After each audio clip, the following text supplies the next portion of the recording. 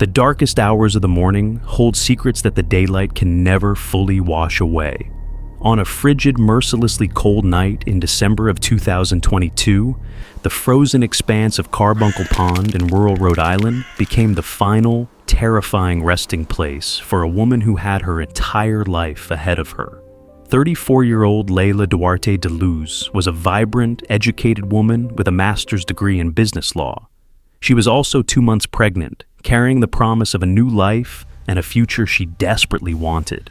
When she stepped out of her home in Brockton, Massachusetts at 2:30 in the morning, getting into a black Jeep Grand Cherokee, she wore a newly purchased engagement ring. She thought she was entering a vehicle with a man she trusted, the father of her unborn child. She did not know she was stepping into a mobile execution chamber, orchestrated by two men who had weaponized the very justice system meant to contain them. Welcome to Famous Cold Case. Today, we are unraveling a conspiracy so meticulously evil and a forensic investigation so groundbreaking it forced the state to rewrite the playbook on how to try a murder. To understand the sheer cruelty of this crime, we must first look at the woman whose life was stolen. Leila was born in São Vicente, Cabo Verde, and moved to the United States 6 years prior to her death. Her friends and family described her as sweet, shy, deeply hard-working, and universally loved. She had grand aspirations of traveling the world and building a business empire, but her most profound dream was to become a mother.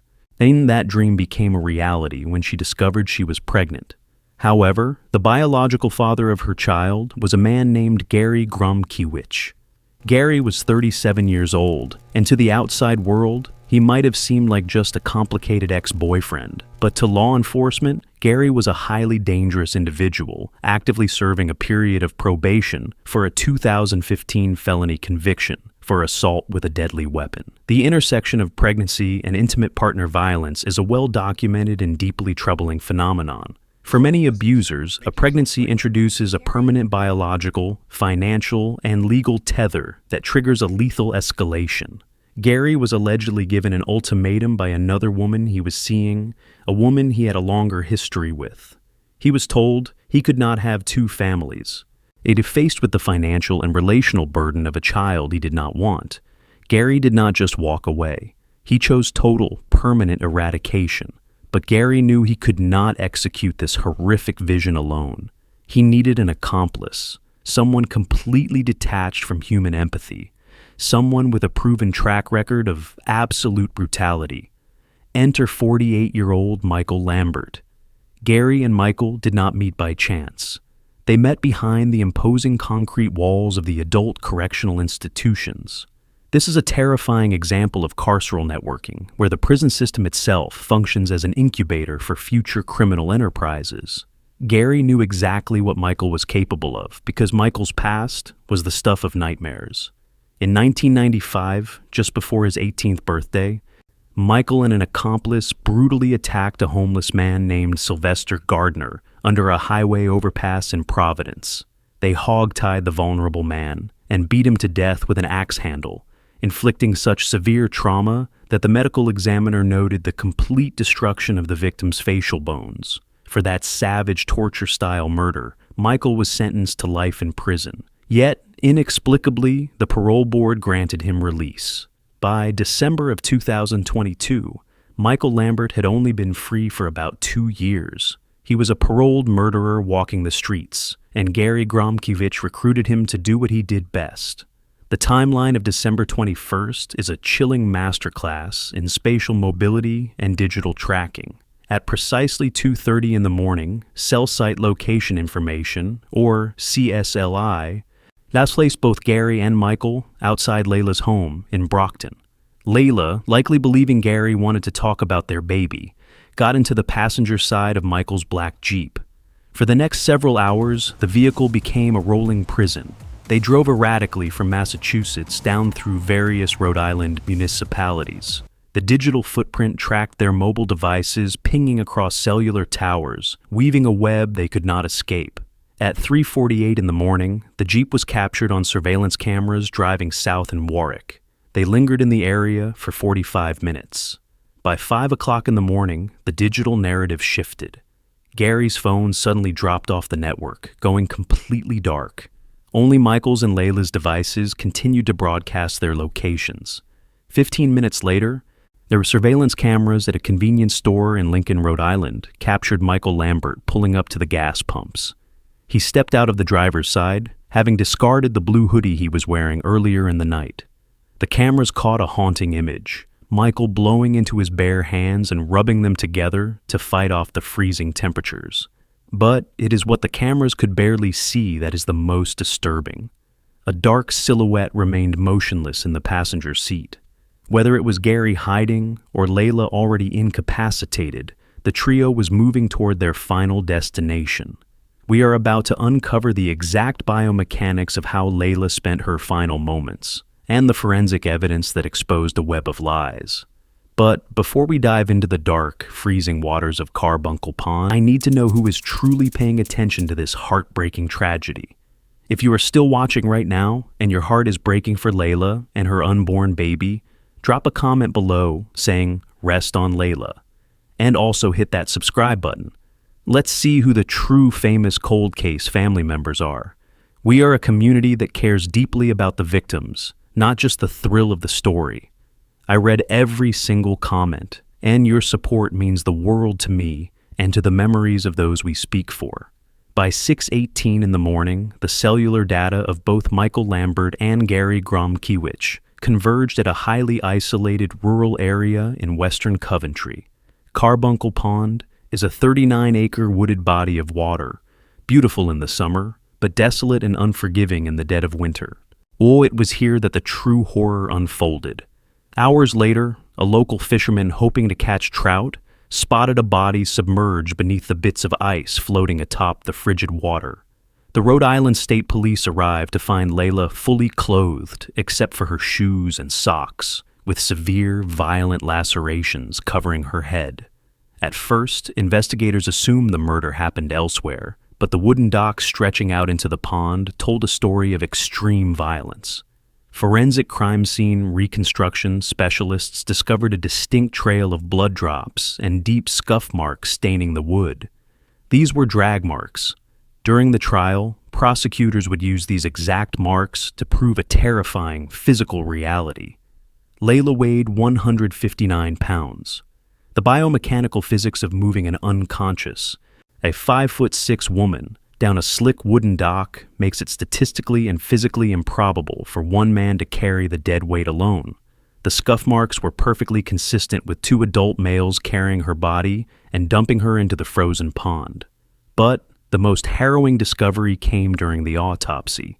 The medical examiner confirmed the severe blunt force trauma to her cranium, indicating she was viciously beaten, likely with an environmental weapon of opportunity like a heavy rock, to ensure compliance and incapacitation. However, the true cause of death sent shockwaves through the courtroom.